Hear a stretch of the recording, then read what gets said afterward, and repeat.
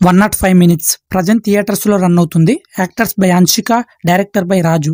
ఇక movie basic story line ఏంటంటే, ఈ స్టోరీ మొత్తం ఫస్ట్ నుంచి ఎండింగ్ వరకు ఒకే క్యారెక్టర్ చుట్టూ తిరుగుతూ ఉంటుంది.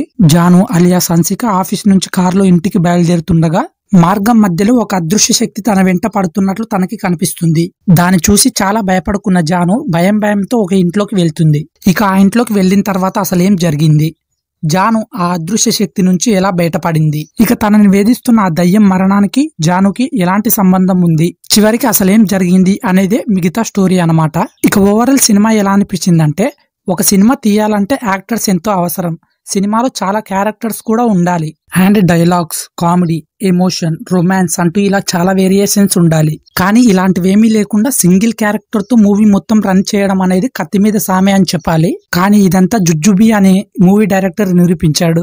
అయితే ఒక్క క్యారెక్టర్ ని చూస్తూ 2.5 గంటల సేపు ఆడియన్స్ థియేటర్ లో కూర్చోవాలంటే అస్సలు కూర్చోరు. అలా ఉండాలంటే స్టోరీ బలంగా ఉండాలి, సస్పెన్స్ ఉండాలి, ఇంట్రెస్టింగ్ గా ఉండాలి. అసలు ఈ మూవీలో అలాంటివేవి కనిపించవు. ఎందుకంటే కాన్సెప్ట్ బాగున్నా డిస్ప్లే చేసే విధానం అసలేం బాగోలేదు. ఒక కనిపించని వ్యక్తి పంచభూతాలని తన గుప్పట్లో పెట్టుకుని ఒక అమ్మాయిని ఏడిపించే ఆటే ఈ సినిమా కథ. స్టోరీ స్టార్టింగ్ లోనే భయపెట్టే సీన్స్ అన్ని రావడంతో సినిమా బాగుంది అనుకునే లేపే హీరోయిన్ ఇంట్లోకి వెళ్లిన తర్వాత స్టోరీ అసలు ముందుకు వెళ్ళదు. అసలు ఆత్మ హీరోయిన్ ని ఎందుకు వేధిస్తుంది అనే పాయింట్ కూడా బలంగా ఉండదు. ఇక వచ్చే క్లైమాక్స్ లో ఇంట్రెస్టింగ్ గా ఎండింగ్ ఇచ్చింటే బాగుండు అనిపిస్తుంది. చివర్లో ఒక్క డైలాగ్ తో ఆడియన్స్ స్టోరీని అర్థం చేసుకునేలా చేశారు.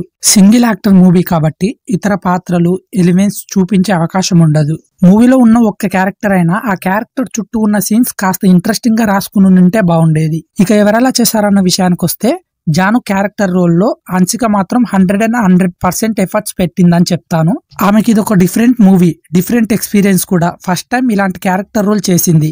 అయితే నేను చెప్పేది ఏంటంటే, స్టోరీలో ఇంపాక్ట్ లేకపోతే యాక్టర్స్ ఎంత బాగా నటించినా బూడిదలో పోసిన పన్నీరే అవుతుంది. ఇక టెక్నికల్ విషయానికి వస్తే, మూవీలో సాంగ్స్ ఏం లేకపోయినా బ్యాక్గ్రౌండ్ మ్యూజిక్ తో ఆడియన్స్ ని భయపెట్టే ప్రయత్నం చేశారు. ఇక సినిమాటోగ్రఫీ బాగుంది. ప్రొడక్షన్ వాల్యూస్ ఇంకాస్త బెటర్ గా చేసి ఉంటే బాగుండు అనిపిస్తుంది. ఇది గైస్ 105 minutes మూవీ రివ్యూ కనుక మీకు నచ్చినట్టయితే ప్లీజ్ లైక్ చేయండి. అండ్ ఇలాంటి మోర్ ఇంట్రెస్టింగ్ మూవీ రివ్యూస్ కోసం తప్పకుండా మన ఛానల్ ని సబ్స్క్రైబ్ చేసుకోండి.